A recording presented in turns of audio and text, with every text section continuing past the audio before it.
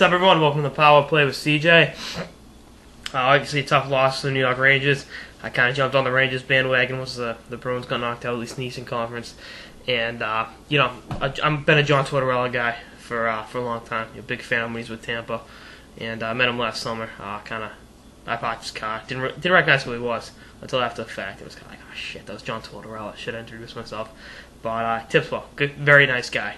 And, he's got a hot exterior, but he's really a good guy. And, obviously we saw that on 24/7 with his charitable works for the God and Dreams Foundation through the New York Rangers. And he was a big charitable guy in Tampa, too. I knew that. But, had a hell of a run. I don't think too many people would have picked him to be the number one team in the East.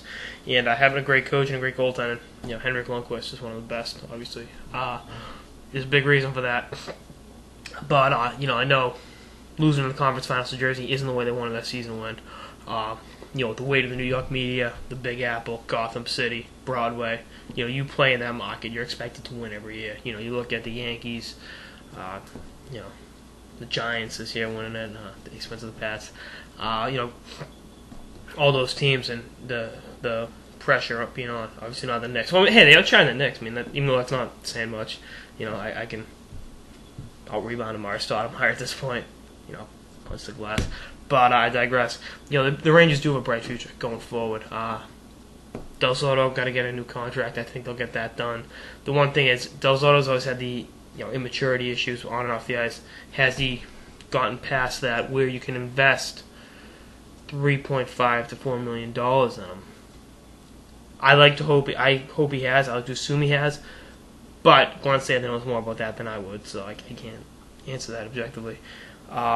Your fourth line was great this year. I haven't checked their free agency, but my whole thing is the young players they have. Kreider was outstanding. And this is the tip of the iceberg of what you're going to get from Chris Kreider. He's going to continue to grow, continue to get better. His passing and playmaking abilities can afford to get a hell of a lot better than they will. He's a hard-working kid. Like I said in my last video, 7 weeks ago I was in the stands watching him play in Tampa for Boston College, winning the national championship. Now he's scoring goals and getting it done for the New York Rangers, and came up huge a few times. I don't think they would have gotten to this point without him. So, you got that to look at. Callahan, Stepan, the great American connection. I hate to sound, almost Zionistic, or I don't know what the right word is. It's not racist. I like seeing Americans on a team. That's not anything. There's plenty of great Canadian players. They're all good guys. But as an American kid, you grow up playing street hockey and pond hockey.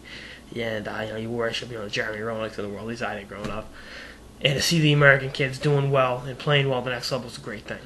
Callahan, Dubinsky, like I said, Stepan, Boyle, McDonough. They got plenty of great American players on that team. And Americans were a key part of this. Obviously, Tortorella. And, USA Hockey's can be proud of the Rangers.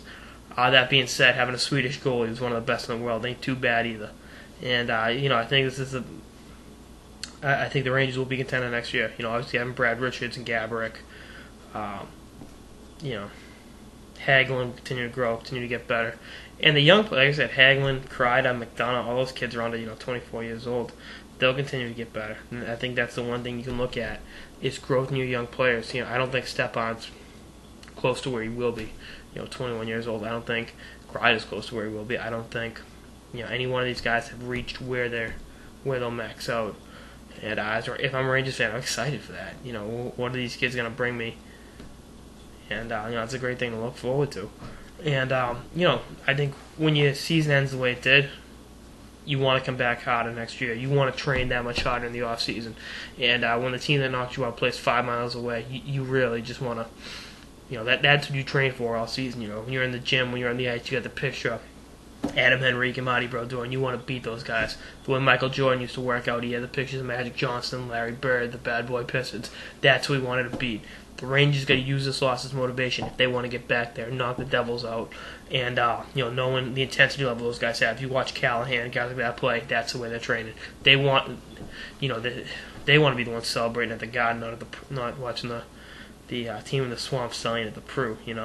But hopefully they don't beat on the Bruins next year, because the Bruins are going to come back strong too. So Rangers fans, watch yourselves.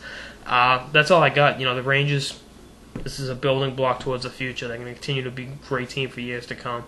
And, the plethora of young players they have and the great job they've done developing said young players. Sanders got a lot to be proud of, and with a coach like Tortorella, good things can happen.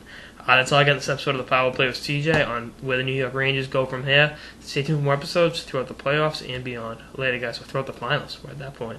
Later, guys.